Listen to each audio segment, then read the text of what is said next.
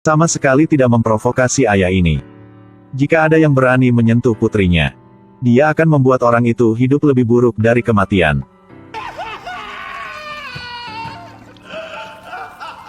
Ini adalah cairan korosif. Efek langsung pada saraf. Aku bisa bermain denganmu sepanjang malam. Apakah kamu akhirnya mau mengaku? Paul Kersey adalah seorang ahli bedah di sebuah rumah sakit di Chicago. Kemampuan penyembuhan Paul sangat agung. Menyelamatkan nyawa dan merawat orang sakit juga sangat berdedikasi. Paul hidup bahagia bersama istri dan putrinya. Istri Lucy pemberani dan banyak akal. Putri cantik Jordan, pandai olahraga dan belajar. Namun, kejadian tak terduga terjadi. Mengganggu kehidupan Paul. Hari itu, untuk memberi selamat kepada putrinya karena lulus ujian ke universitas bergengsi, Paul membawa seluruh keluarga ke restoran. Setelah makan dan minum, Paul berencana membawa pulang istri dan putrinya. Lalu petugas parkir Miguel kehabisan untuk membantu Paul mendapatkan mobil. Paulus sangat murah hati. Tip Miguel uang. Miguel melihat sepertinya Paul sangat kaya. Jadi saat ambil mobil Paul, dia diam-diam mengambil foto alamat rumah Paul. Kemudian suatu hari, Paul dan istrinya Lucy bersiap-siap untuk pergi keluar untuk makan malam. Ketika pasangan selesai bersiap-siap, bersiaplah untuk pergi keluar pintu. Paul menerima telepon dari rumah sakit, mengumumkan bahwa dia menjalani operasi mendesak. Tanpa pilihan lain, Paul harus pergi ke rumah sakit. Paul pergi belum lama ini. Lalu ada sekelompok preman menyelinap ke rumahnya. Istri Lucy memperhatikan bahwa jendela dibuka secara tidak normal. Kemudian melihat banyak jejak kaki berlumpur di lantai. Menyadari bahwa orang asing telah masuk ke rumah, Lucy panik dan berteriak kepada putrinya di lantai atas. Tapi sudah terlambat. Yordania dikuasai oleh bandit. Pemimpin bandit mengancam Lucy. Tujuan mereka adalah uang. Selama ibu dan anak patuh melakukan apa yang mereka katakan, mereka tidak akan menyakiti ibu dan anak perempuannya. Lucy harus setuju. Pemimpin bawa Lucy ke atas untuk mendapatkan uangnya. Namun, seorang anggota grup melihat Jordan cantik dan memiliki keinginan. Dia berniat untuk melanggar komitmennya sebelumnya. Jordan tidak menerima penghinaan. Buru-buru mengambil pisau, menggorok di wajah perampok. Dalam kepanikan, perampok melepas topengnya. Pada saat ini, pemimpin dan Lucy turun. Melihat anak diintimidasi, Lucy segera mengambil panci berisi air mendidih di atas meja, memercikkan air ke perampok. Tindakan Lucy ini membuat para bandit sangat marah. Paul mendengar bahwa sesuatu terjadi di rumahnya. Istrinya terluka parah oleh mereka, meskipun dia diberi pertolongan pertama, tapi tidak bisa mengatasinya. Hati Paul hancur, melihat istrinya untuk terakhir kalinya. Putri masih dalam keadaan darurat. Untungnya, nyawa putrinya terselamatkan, tapi jatuh ke dalam koma yang dalam. Paul membawa jenazah istrinya kembali ke kampung halamannya untuk dimakamkan. Dalam perjalanan kembali dengan ayah mertua, Paul secara tidak sengaja bertemu dengan sekelompok pencuri. Ayah mertua Paul mengeluarkan pistol, tembak beberapa tembakan ke pencuri. Paulus menyaksikan para pencuri dengan takjub. Ayah mertua berkata kepada Paul, "Polisi hanya muncul setelah semuanya terjadi. Jadi kamu harus melindungi dirimu sendiri. Hanya bisa mengandalkan diriku sendiri." Setelah mendengarkan, Paulus jatuh ke dalam perenungan. Kembali ke rumah, Paul menyalahkan dirinya sendiri karena tidak bisa melindungi istrinya. Kegagalan untuk memenuhi tanggung jawab yang diperlukan dari seorang pria.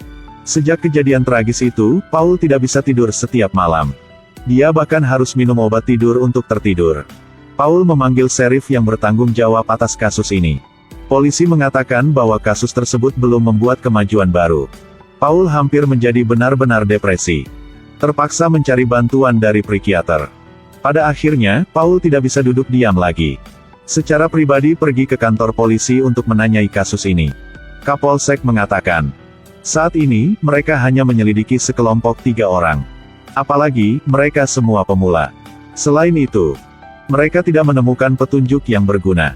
Polisi itu juga menambahkan, mereka polisi bukan orang yang tidak berguna.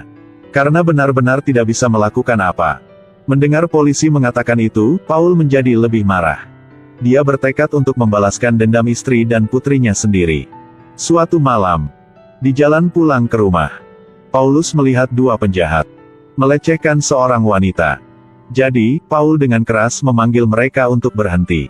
Akibatnya, Paul dipukuli oleh dua preman untuk pertempuran hampir mati. Ini membuat Paulus menyadari bahwa Anda membutuhkan senjata untuk melindungi diri sendiri. Suatu hari, Paul melihat sebuah iklan tentang toko senjata di TV. Iklan mengatakan ini, tidak ada penjahat yang taat hukum. Ketika bahaya datang kepada kita setiap detik, kemudian polisi menjauh dari kita sebentar. Keesokan harinya, Paul pergi ke toko senjata di iklan. Senjata di toko sangat beragam. Mendengar perkenalan salesman itu, Paul cukup tertarik. Sampai dia melihat kamera pengintai ditempatkan di lemari kaca di atas. Dia segera melepaskan pikiran itu di kepalanya. Jika terus berdiri di sini, dia pasti tidak akan bisa menahan diri. Tapi beli senjata untuk dibawa pulang. Suatu hari, Paul operasi pasiennya preman. Saat staf medis memindahkannya, pistol tiba-tiba jatuh dari tubuh preman. Paul bertingkah seolah dia tidak tahu apa-apa. Tendang pistol di bawah tempat tidur. Lalu ketika tidak ada yang memperhatikan, dia menyembunyikan pistolnya di dalam baju. Lanjutnya, Paul cari di online. Pelajari cara memasang dan menggunakan senjata. Di hari-hari berikutnya, Paul rajin berlatih menembak. Ketika merasa bahwa level pemotretan dia baik-baik saja, Paul pergi ke daerah kumuh mencari petunjuk. Hari itu, sambil berjalan di jalan, Paul secara tidak sengaja menyaksikan penculikan. Sekali lagi, dia dengan keras memanggil mereka untuk berhenti. Tetapi para penculik tidak berhenti, mereka bahkan mengeluarkan senjata mereka dan menembaknya.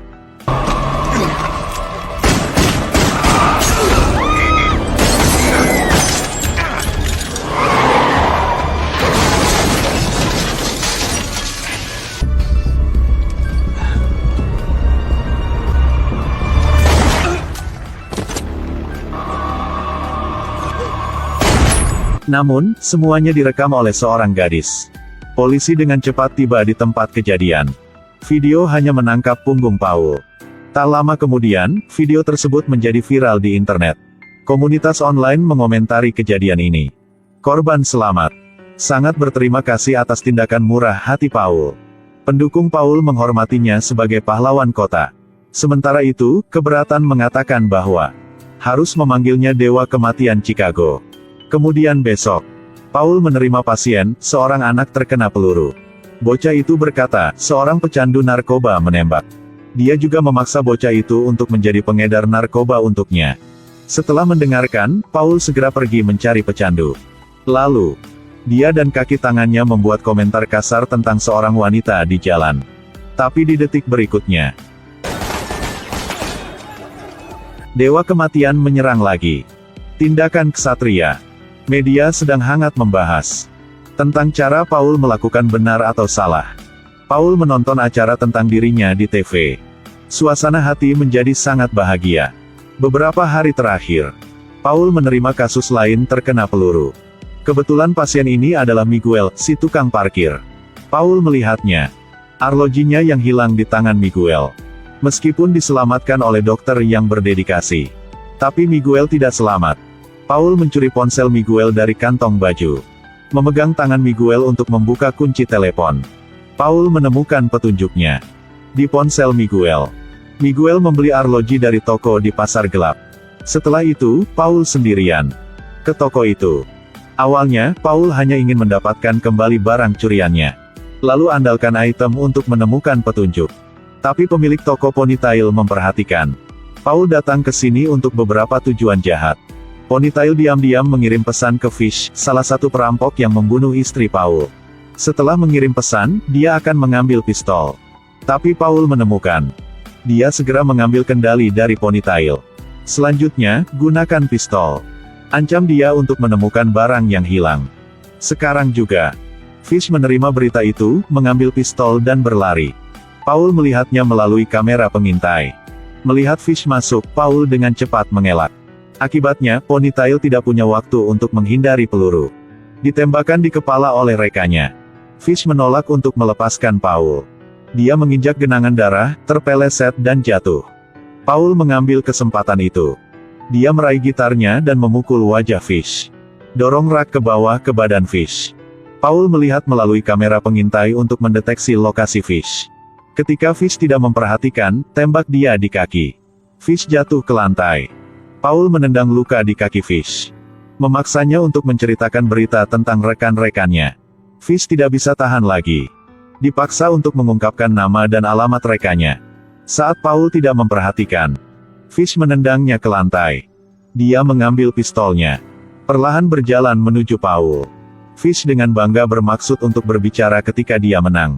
Akibatnya, bola bowling tiba-tiba jatuh. Berdasarkan informasi yang diberikan ikan kepadanya, Paul menemukan seorang bandit dengan niat buruk dengan putrinya, Yo. Melihat bekas luka pisau di wajahnya, Paul tidak bisa menahan amarahnya. Dia memilih kunci pas terbesar. Memukul tubuhnya dengan gila. Setelah beberapa saat, Yo bangun. Menemukan dirinya terikat. Sebagai ahli bedah, Paul sudah menyiapkan semua alat untuk menyiksanya. Dia tahu bagaimana membuat hidup seseorang lebih buruk daripada kematian. Ini adalah cairan korosif. Efek langsung pada saraf. Dari perspektif medis, ini adalah pengalaman yang paling menyakitkan. Manusia bisa bertahan tanpa henti jantung. Saya bisa bermain sepanjang malam denganmu. Akhirnya, maukah kamu mengatakan tidak? Yo tidak tahan dengan siksaan yang mengerikan ini. Mengungkapkan bahwa perampok terakhir adalah Knox. Yo memohon Paul untuk mengampuni dia. Tapi Paulus hanya mengatakan satu kalimat. Siapa yang berani menyentuh putrinya, harus mati.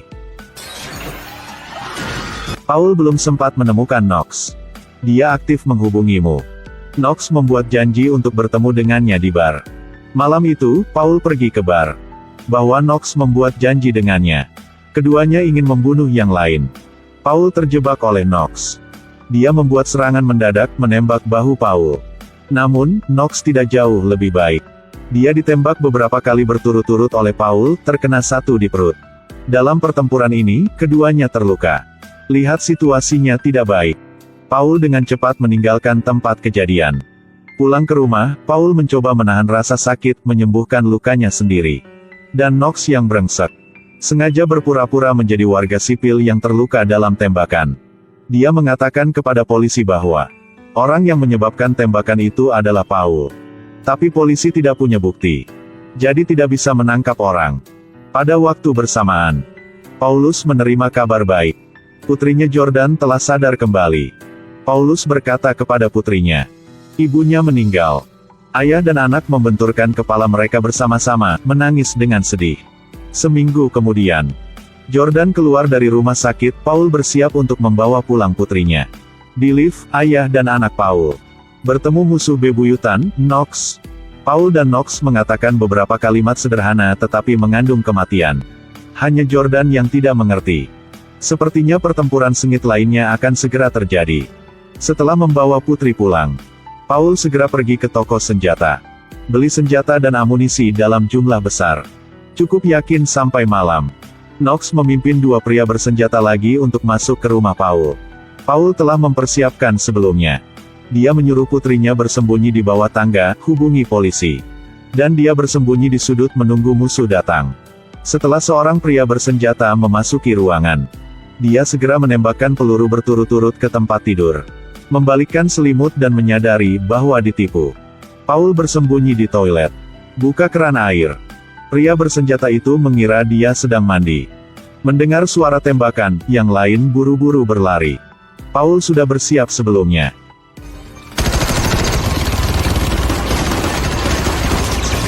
Akhirnya, Paul turun untuk mencari Knox. Turun ke ruang bawah tanah. Penyergapan Knox menunggu, serangan mendadak. Paul ditembak di bahu olehnya. Sepertinya para penjahat suka membual tentang kemenangan mereka. Sebelum menghabisi lawan, semua ingin mengungkapkan perasaannya, bukan? Cukup sedetik kemudian.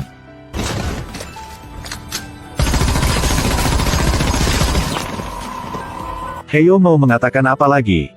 Kemudian polisi tiba di tempat kejadian. Polisi memutuskan bahwa Paul membela secara sah. Kepala polisi juga menemukan bahwa orang yang bertanggung jawab atas penembakan itu adalah Paul. Tapi tidak mengejar tanggung jawabnya. Tapi bantu dia menyembunyikannya. Sejak saat itu, Paul dan putrinya kembali ke kehidupan normal. Film ini ingin memberitahu kita, Cari masalah sama siapa saja tapi bukan seorang ayahnya. Terutama ayah botak. Video hari ini sudah berakhir di sini.